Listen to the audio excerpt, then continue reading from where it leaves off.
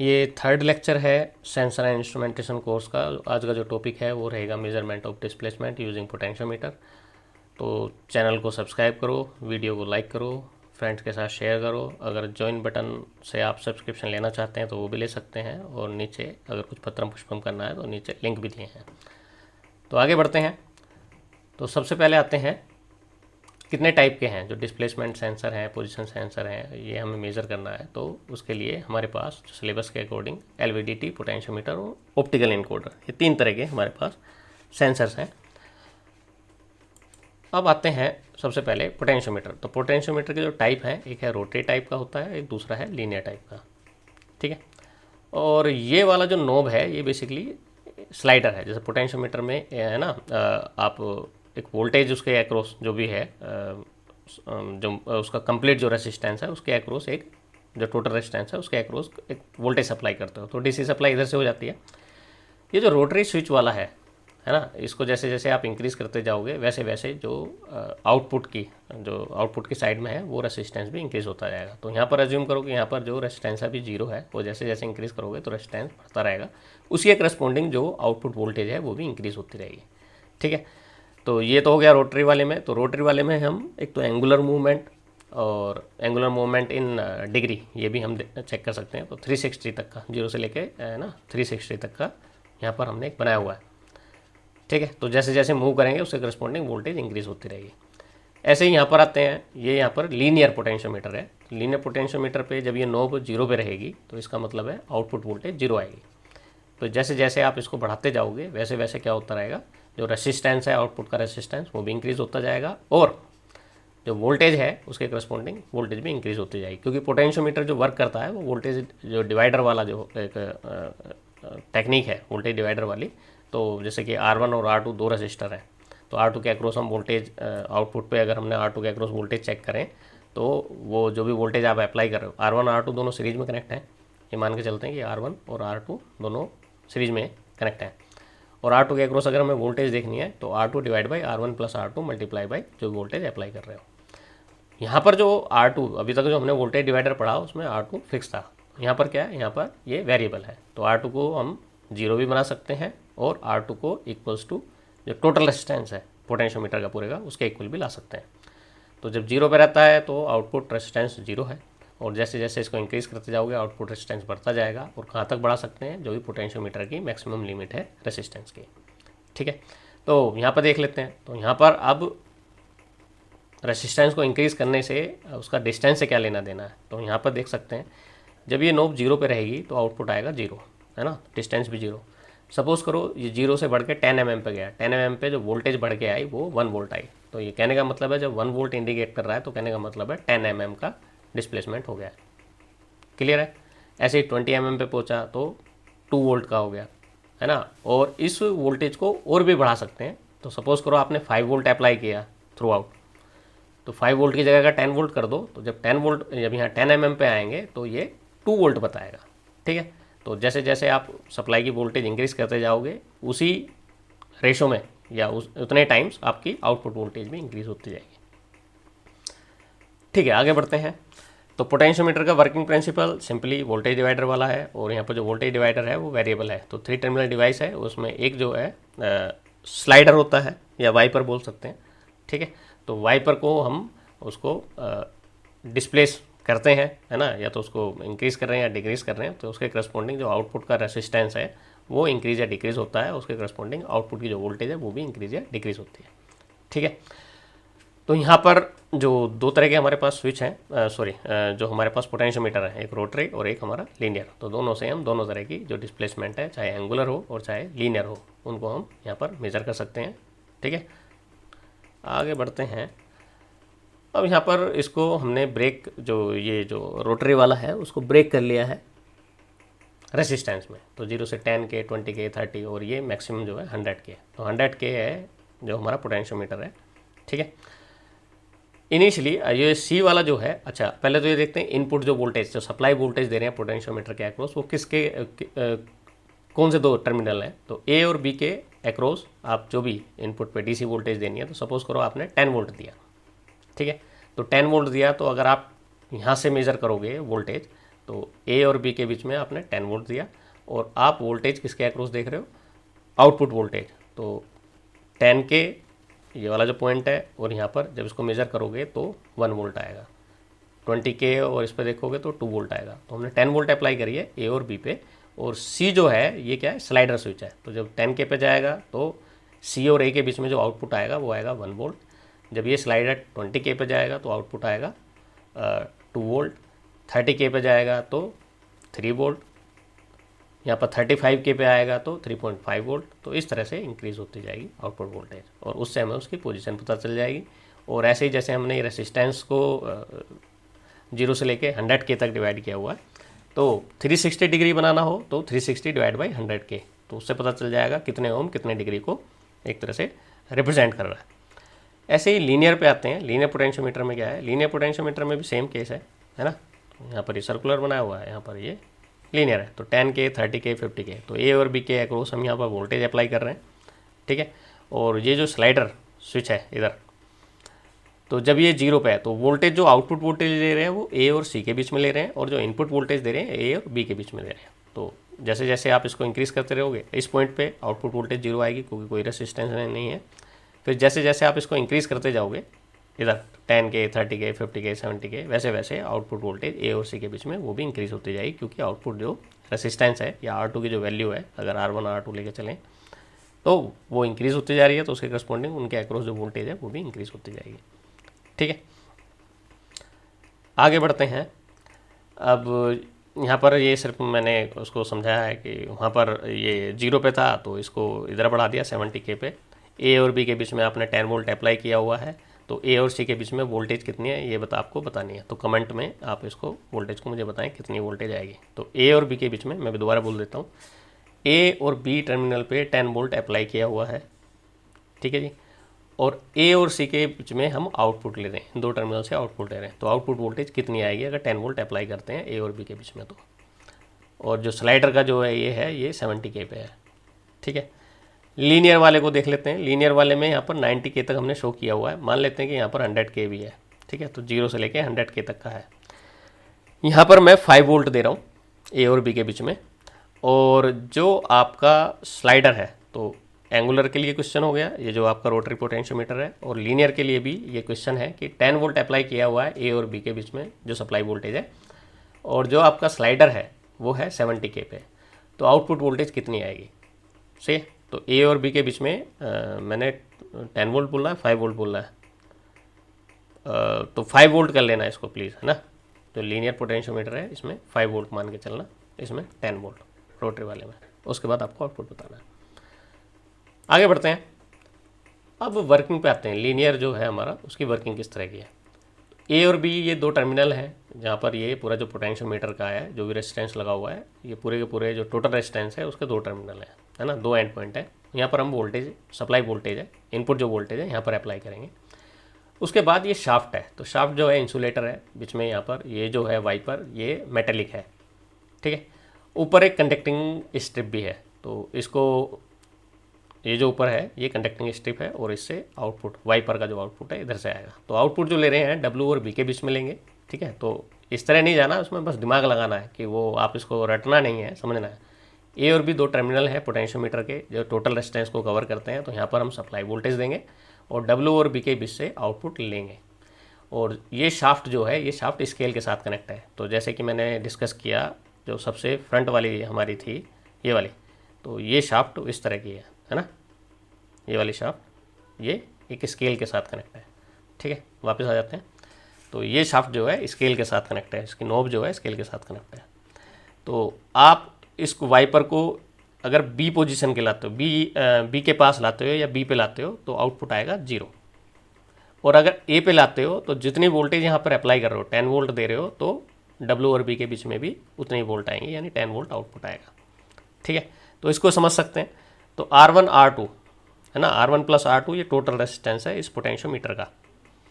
और ये wiper switch है, ये वाला जो वाइपर स्विच है ये वाला है। तो इसको अगर आप इधर रखोगे, इधर रखने का मतलब है पी की तरफ, है ना, बी पोजीशन पे, जहाँ से बी टर्मिनल है यहाँ पर रखोगे तो 0 आउटपुट आएगा।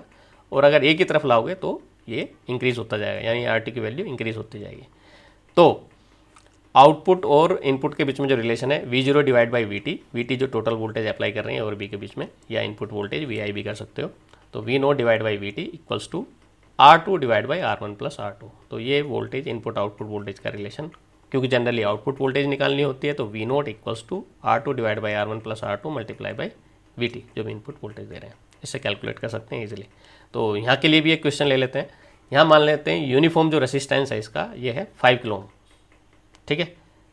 ए और बी के बीच में जो पूरा यूनिफॉर्म रेसिस्टेंस है वो है 5 किलो ओम, और इसकी जो डिस्टेंस है वो उसको मान लेते हैं कि ये है हमारी 5 इंच ले लेते हैं, ठीक है। तो 5 किलो ओम रेसिस्टेंस है और 5 इंच जो है ये टोटल रेसिस्टेंस है, ठीक है।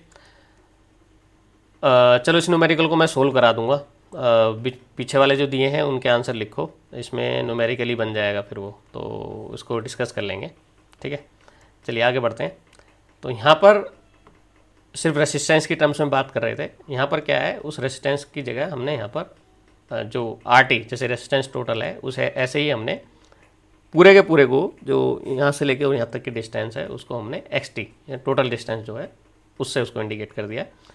और यहाँ पर जो आउटपुट वोल्टेज है उसको डायरेक्टली रिलेट कर दिया है इनपुट जो ये RI, यहाँ थोड़ा सा गड़बड़ है, रुको जरा इसको देखना पड़ेगा। ये XI डिस्प्लेसमेंट और slide of the position diagram लेके, और मैंने थोड़ा इसमें कंफ्यूजिंग एलिमेंट ज़्यादा डाल दिए, तो इसको X नोट मान लो तो ज़्यादा अच्छा है ना।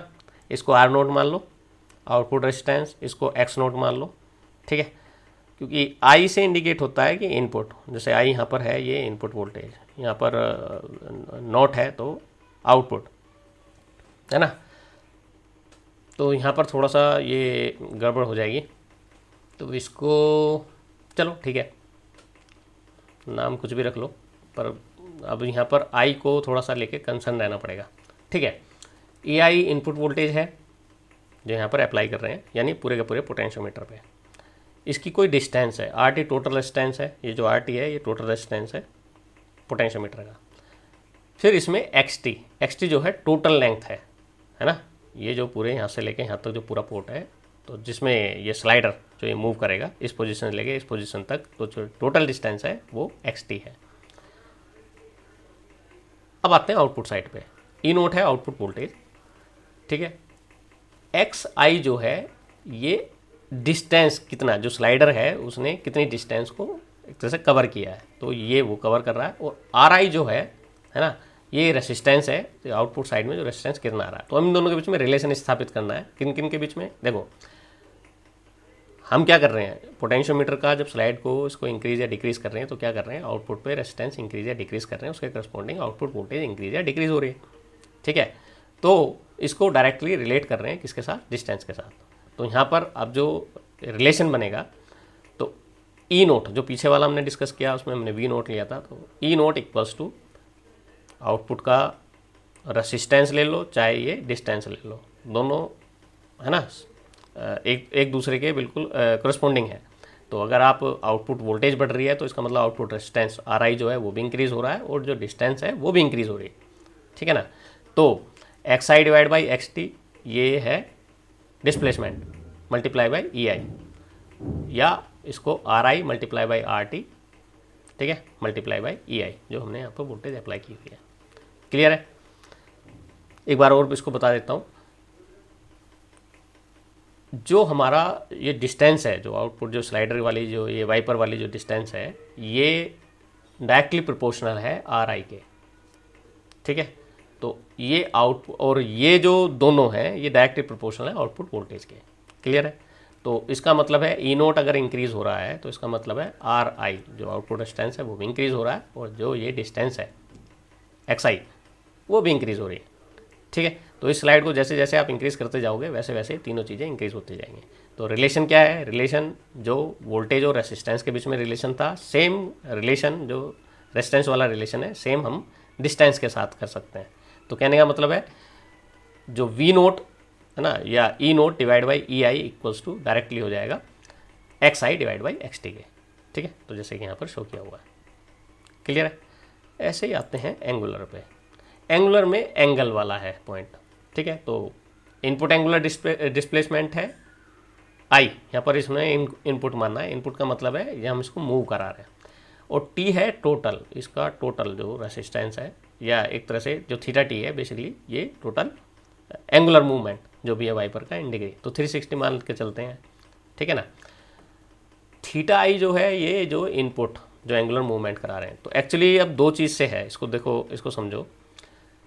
जो इनपुट है, अगर इनपुट किस फॉर्म में दे रहे हैं हम, डिस्टेंस की फॉर्म में, तो हमने जो डिस्प्लेसमेंट है, डिस्प्लेसमेंट वाइपर को डिस्प्लेस कराया, अब हमें मेज़र करना है कि कितना वो जो डिस्प्लेस हुआ है कितना हुआ है।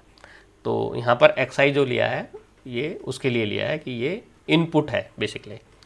इस इनपुट से आर आई बनेगा, है ना, रेसिस्टेंस इंक्रीज होगा, डिस्टेंस इंक्रीज होगी तो रेसिस्टेंस भी इंक्रीज होगा, आउटपुट रेसिस्टेंस वो इंक्रीज होगा तो उसके करस्पॉन्डिंगली आउटपुट वोल्टेज भी इंक्रीज होगी। ऐसे ही यहाँ पर ले रहे हैं, यहाँ पर जो पोटेंशियोमीटर है उसका जो नोब है ना, उसको इंक्रीज या डिक्रीज कर रहे हैं, तो उस नोब को आपने यहाँ पर कर दिया तो वो हो गया थीटा आई।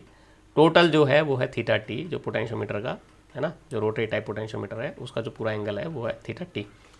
तो यहाँ पर भी जो रिलेशन बनेगा इनपुट वोल्टेज और आउटपुट वोल्टेज के बीच में, यानी अगर मैं इसको बोलूँ E naught divide by E T है टोटल, ये इसको आई लिखा हुआ है, इसको टी मान के चलना है ना, या ई आई मान लो तो इसको भी फिर आई करना पड़ेगा। तो E naught divide by E I equals to theta I divide by theta T. तो जो रिलेशन वहाँ पर था वहाँ पर भी यही है। तो डिस्टेंस एंगुलर हो या रेसिस्टेंस में ले रखा, रेसिस्टेंस की टर्म्स में लिखना हो, एंगुलर डिस्प्लेसमेंट की टर्म में लिखना हो, या लीनियर डिस्प्लेसमेंट की टर्म में लिखना हो, सारे के सारे जो रिलेशन है वो एक से ही है, ठीक है, बस ये ध्यान रखना है। उसके बाद आते हैं एडवांटेज पे। तो पोटेंशियोमीटर आप 12th से यूज़ करते आ रहे हैं तो इजी टू ऑपरेट है, इनएक्सपेंसिव है ना, हाई आउटपुट, आप कितना ही इनपुट पे वोल्टेज, ये वाली जो वोल्टेज है ई आई की वैल्यू बढ़ाते जाओ, तो जितने टाइम ई आई की वैल्यू बढ़ाओगे है ना इनपुट वोल्टेज की, उतने टाइम जो आउटपुट की वैल्यू है उतने टाइम वो इंक्रीज होगी। ईजिली अवेलेबल है, तो कोई भी मैन्युफैक्चर कर सकता है, इतना कुछ इस तरह का प्रॉब्लम नहीं है। Can be use for measuring small and large displacement. Electrical efficiency बहुत हाई है और सफिशिएंट आउटपुट प्रोवाइड करते हैं, तो कंट्रोल ऑपरेशन के लिए तो आउटपुट को आप कितना भी इंक्रीज कर सकते हो, डिक्रीज कर सकते हो depending on input voltage. Disadvantage क्या है, जो सबसे बड़ी डिसएडवांटेज है एक तो इसमें क्या है, जब इसको मूव कराते हैं स्लाइडर को, तो उसमें हमें बहुत ज़्यादा फोर्स अप्लाई करना पड़ता है, ठीक है। तो ज़्यादा फोर्स अप्लाई करने से दिक्कत ये होती है कि अगर आप छोटा मोटा डिस्प्लेसमेंट अगर किसी से आप इस तरह का मेज़र करना चाह रहे हैं, है ना, क्योंकि वो टच होके चलता है, जो स्लाइडर है वो जो पोटेंशियोमीटर के साथ जो स्लाइडर स्विच है वो बिल्कुल वो टच होके चलता है, तो टच होके चलता है तो उस पर ज़्यादा फोर्स अप्लाई करना पड़ता है। तो सबसे बड़ी प्रॉब्लम यही है कि अगर आप कोई स्मॉल डिस्टेंस, मतलब आपको उस तरह की एप्लीकेशन में लगाना पड़ेगा जहाँ पर सफिशिएंट फोर्स हो उसको मूव कराने के लिए, ठीक है, हर जगह उसको आप नहीं कर सकते हो। दूसरा है कि जो वाइपर जब स्लाइड करेगा तो उसका मतलब कुछ फ्रैक्शन भी होगा, है ना, और वी टी आर वाला भी बढ़ जाता है। तो जो नंबर ऑफ ऑपरेटिंग साइकिल है, ऑपरेटिंग साइकिल का मतलब है स्लाइड स्विच को, है ना, एक पॉइंट से दूसरी पॉइंट तक ले जाने में मैक्सिमम, तो उसकी एक ऑपरेटिंग साइकिल है, ठीक है, क्योंकि कुछ टाइम बाद वो क्या होगा, जब फ्रिक्शन होता है तो इसका मतलब है वो एक दूसरे को फ्रिक्शन से, है ना, वो ख़त्म हो जाएंगे, तो वायर जो है वहाँ के वीक हो जाएंगे, ठीक है।